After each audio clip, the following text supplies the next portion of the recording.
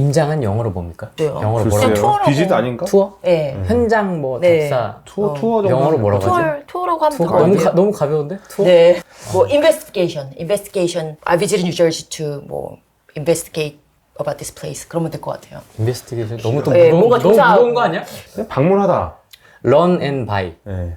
우리는 그냥 중개사한테 전화해가지고 보러 가도 될까요? 하고 이제 가서 보고 이렇게 하거든요. 미국인들은 되게 자세하게 임장을 하거든요. 에이전트가 20개 정도, 15개 정도 그 투자 목적에 맞는 그런 인포메이션을 다 보내줘요. 그 MLS라고 에이전트만 들어갈 수 있는 어떤 사이트가 있거든요. 그 사이트에 들어가면 그 해당 건물에 대한 모든 정보가 다 들어가 있어요. 뭐 불은 언제 났는지, 뭐 언제 리모델링을 했는지, 뭐 이런 것들. 네. 그런 거 보고 이제 이제 추락해가지고 줄여야겠죠. 그러면 이제 에이전트가 대신 오픈하우스라고 있어요. 또 미국은 오픈하우스 들어보셨어요? 그때 인터뷰 때 설명해 주셨던 네네. 집 보는 날. 네, 집 보는 날. 그래서 공개적으로 이제 모든 사람들한테 집을 오픈을 하는 날이에요. 그럼 들어가 보면 막 에이전트들이 막 칵테일도 주고 막 샤페인 먹으면서 막 음악 막 흘러들고 뭐 잔 들고 이렇게 걸어다니는. 네, 네, 이런 거 좋아해. 네, 그래서 이런 막 거 좋아해. 사람들한테 가서 뭐 너는 뭐 뭐 여기 샀니? 이제 뭐. 얼마 정도의 너 오퍼 넣을 거니 뭐 이러면서 이제 인포메이션도 받고 이제 그런 다음에 이 집이 진짜 마음에 든다 싶으면 여기서부터 이제 엄청나게 조사가 들어가는 거죠. 지역에 뭐 아침, 점심, 저녁 다 방문을 해야 되죠. 왜냐면 그 주말인지 평일인지에 따라서 뷰가 달라질 수도 있잖아요. 그래서 뭐 평일에는 뭐 아이들 뭐 등교 시간도 있을 거고 얼마나 시끄러운지 뭐 밤에는 또 어떤 분위기인지 실제로 이런 케이스도 있었거든요. 두 분 다 식물만 먹는 사람 그 사람들이었는데 너무너무 좋은 거예요. 마음에 들어가지고 이제 이사를 들어왔어요. 근데 알고 보니까 이웃집에서 맨날 바베큐 파티를 하는 거예요. 그러니까 그 여자분이 자꾸 몰래 밤마다 기어나와가지고 그 바베큐 파티에서 고기 먹고 들어오는 거예요. 그래서 그때 이혼했어요. 그러니까 어떤 말인지 알겠죠? 서로가 이게 맞는 그 음식 먹는 것도 맞아야 되는데 그 동안은 아무 문제가 없었는데 서로가 참으면서 아무 문제가 없었는데 잘 모르고 왔다가 이웃이 이제 바베큐 파티 하고 막 맨날 이러니까 여자분이 이제 유혹해서. 근데 한국에서 입집 오는 눈을 기르는 사람들은 미국에서 제가 봤을 때는 개인적으로 생각했을 때는 쉬울 것 같아요. 아 그래요? 굉장히 우리 쉬워요. 다 선수들이거든요. 다. 우리나라는 적폐들? 굉장히 이렇게 꼬여 있잖아요, 지도도. 미국은 딱 가지런하게 바둑판처럼 돼 그죠. 있고. 근데 이제 미국이 그러니까 임장 말고 그 집 안에 들어가가지고 실내 내부를 보는 거는 좀 더 많이 발달은 되어 있는 것 같아요. 오래된 집들이 많아요, 미국에. 그래서 잘못하면 이상한 집을 사면 리모델링 하는데 더 돈 많이 들어가고 수리 비용을 많이 들어가기 때문에 좀 더 자세하게 이제 조사를 해야 되잖아요. 어차피 한 2-3번 정도는 전문가들이 또 와가지고 뭐 주택 검사를 하긴 하는데 그 전에 내가 뭔가 줄이기 위해서 추격하기 위해서 내가 또 가가지고 직접 조사를 해야 되잖아요. 신발 벗고 들어가가지고 발바닥으로 이렇게 훑는 거. 울퉁불퉁한지 바닥이.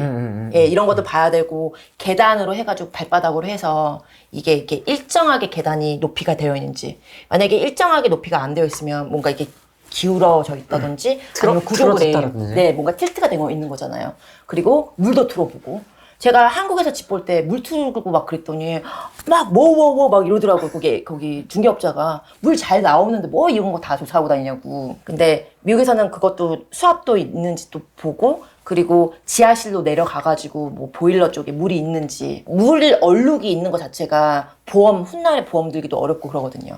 그래서 그런 것도 확인을 해야 되고 뭐 냄새 내가 딱 들어갔을 때 킁킁킁 되는 냄새 그게 곰팡이가 이제 끼고 있다는 냄새. 그쵸. 예, 그런 것도 보고 그래서 그런 거 자세하게 다 들어간 다음에 이제 그 다음에 이제 전문가들 보내가지고 한 3번 정도 또 검사를 하고 그래서 들어가거든요. 제가 수업 들으면서 놀랬던 게 귀신 나온 거를 말 안 했으면은 그것도 소송 걸린다 하더라고요. 네, 소송 걸려요.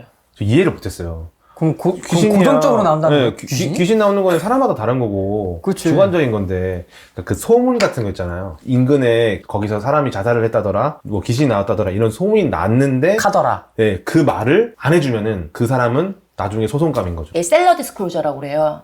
그래서 집값에 영향을 줄 수 있는 어떤 사실들을 알고 있음에도 불구하고 얘기를 안 했을 경우에는 에이전트도 문제가 생기고 매도자한테도 문제가 생 수 있는 거죠. 그래서 미국에 집 사는 거에 대한 거는 큰 걱정을 안 해도 되겠다는 생각을 했어요. 그런 것까지 잡아낼 정도로 제도적으로 구비가 되어 있다라고 저는 보여졌거든요. 그리고 입지 같은 경우에는 뭐 우리나라는 뭐 학군이냐, 일자리냐, 교통이냐 그런 거 대입해보면은 금방 나오겠죠. 미국에서는 어떤 입지를 좀 선호해요? 우리나라는 이제 뭐 수도권의 기준이면은 역세권 되게 좋아하지 않습니까? 그리고 신축의 대단지 이런 거 좋아하는데 똑같지 않을까요? 미국은 어떤 걸 좀 포인트로 봐요?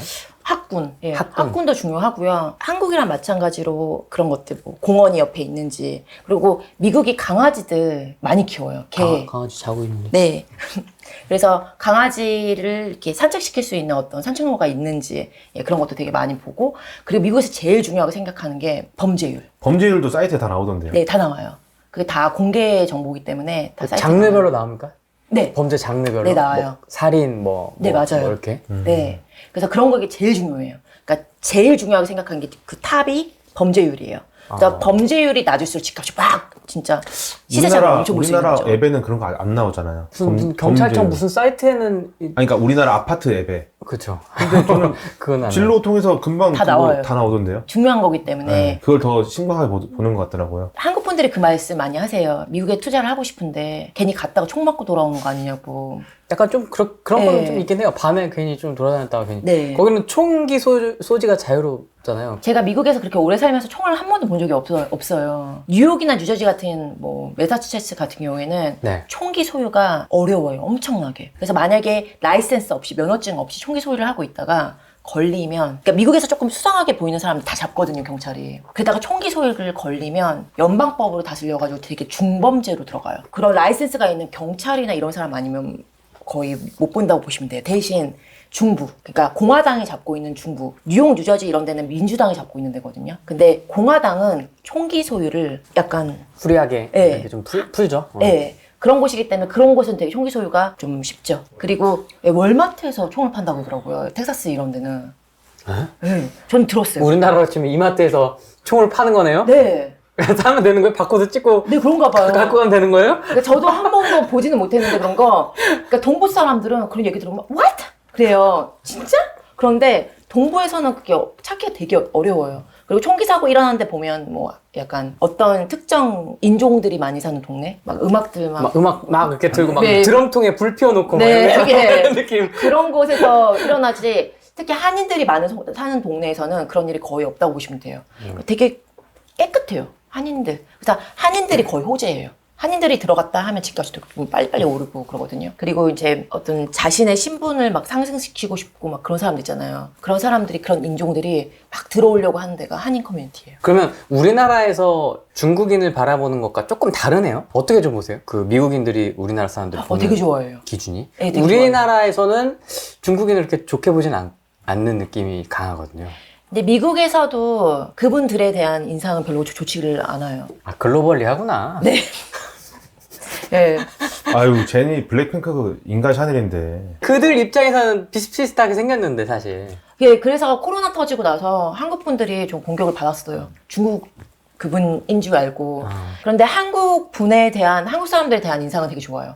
그래서 한국 사람 딱 만나잖아. 지금 제일 먼저 물어보는 게 너 수학 잘하지? 그거하고 너 분명히 변호사, 판사, 뭐 시의원, 회계사 그 중에 한 명일 거야. 내가 분명히 맞춰본다. 약간 그런 이미지예요. 1세들은 되게 열심히 일을 해서 정말 오래오래 일을 해서 돈을 벌어서 이제 2세들은 좀 더 이런 쪽에서 일을 하게 된 거죠. 되게 고생 많이 해가지고 1세들이. 그래서 1세들 그 꿈이 있잖아요. 자기 자식들은 미국에서 주류에 들게 하고 고생 안 하게. 네. 이렇게 좀 하려고 하고. 네. 그래서 주류에 들어가는 게 막 그런 거 있잖아요. 뭐 사자 같은 거 자식들이 되게 했으면 좋겠다. 되게 열심히 교육을 시키고. 미국에서도 주류가 그런 사자들 전문직인가요? 아니요, 그렇지는 않은데 한국 분들이 아직까지 좀 약간 사자에 대한 그런 건 있죠. 있죠. 네. 미국의 주류는 부동산 투자자 아닐까요? 네. 미국 사람들은 미국 부동산 투자를 좀 합니까? 좀 많이 섞어서 해요. 뭐 주식에도 한 몇 프로 하고, 뭐 부동산도 몇 프로 하고, 예, 이런 식으로 약간 포트폴리오를 다양화해가지고 많이 들어가세요. 그리고 유태인 같은 경우에는 부동산에 많이 투자를 하고요. 샤프하시다 역시. 네. 유태인 분들 역시. 네. 그래서 그분들은 어렸을 때부터 아이들한테 부동산 투자를 가르쳐요. 적폐가 되어라 너네는. 네. 성인이 되어서 너네는 미국에 꼭 등기를 쳐라. 그래서 맨하탄 미드타운 같은 경우에는 되게 많은 건물들이 다 유태인 소유죠. 그래서 유태인들이 다 건물 주고 이제 렌트를 내고 이러고 살게 되죠. 저는 브루클린에 등기를 치고 싶습니다. 브루클린 되게 힙해요. 진짜 멋있어졌어요. 예전에 그게 막 어떻게 범죄 도시라고 해야 되나? 약간 그렇습니까? 그런 이미지가 있었거든요. 갱들의. 그런데 그 줄리아니 시장, 뉴욕 시장이 들어가가지고 그걸 완전히 바꿔버렸죠. 그래서 갱들을 다 다른 주로 다 쫓아보내고 이제 거기를 재개발을 해서 트럼프가 그걸 도왔어요. 예, 트럼프가 뭐 나한테 뭐 어떤 혜택을 되게 많이 줘라. 대신 그 브루클린 싹 바꿔놓겠다. 이렇게 해가지고 싹 바꾼 거죠. 재개발을 해서. 지금은 되게 힙하고 멋있고 좀 더 약간 아티스트들이 많이 사는 그 자유로운 그런 멋진 곳이 됐죠. 집값 엄청 올랐고. 브루클린 어떠세요? 아, 뭐 말해 뭐 합니까? 네, 다 좋죠. 뭐. 우리나라 홍대 합정 약간 이런 약간 느낌 그런 느낌이에요. 생각하면 될까요? 네. 예. 그래서 브루클린 너 산다 그러면 어디? 그래서 윌리엄스버그 산다 그러면 우와 약간 이런 이미지. 아, 그런 느낌이 좀 나옵니까? 예. 아. 약간 홍대에 사는 약간 힙한 약간 그런 느낌이 많이 들죠. 멋있고. 홍대 건물주가 될 거냐, 브루클린 건물주가 될 거냐. 근데 제가 봤을 때 쉬운 게 브루클린이 더 쉬운 것 같아요. 아, 진짜. 코로나 터지고 나서 미국도 상용 건물을 좀 많이 피해를 받았어요. 재택근무하면서 사람들이 오피스들, 사무실들 이런 게 좀 많이 힘들었죠. 그런데 주거는 오히려 더 인기가 많았었어요. 왜냐면 코로나 터지면서 그 집에 대한 인기가 더 많아진 거예요. 네, 재택근무하고 하면서. 그래서 인테리어 회사나 뭐 이런 쪽이 좀 많이 핫했죠. 그 자재. 상업용 부동산에 조금 더 관심을 보여야 되는 거 아니에요? 우리 투자자들이? 어떻게 좀 보세요? 주거용은 아직- 많이 올랐으니까. 네. 근데 아직까지도, 그러니까 이게 어떻게 될지 모르잖아요. 그리고 상업용 같은 경우는 경기를 너무 많이 타요.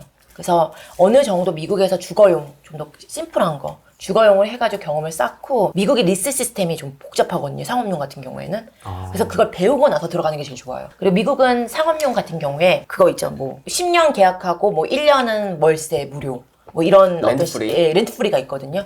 뭐 그런 것도 있고, 그리고 세입자가 바뀔 때마다 이거 어느 정도 또 리모델링을 집주인들이 해줘야 돼요. 건물주들이. 상가인데요? 네, 상가대.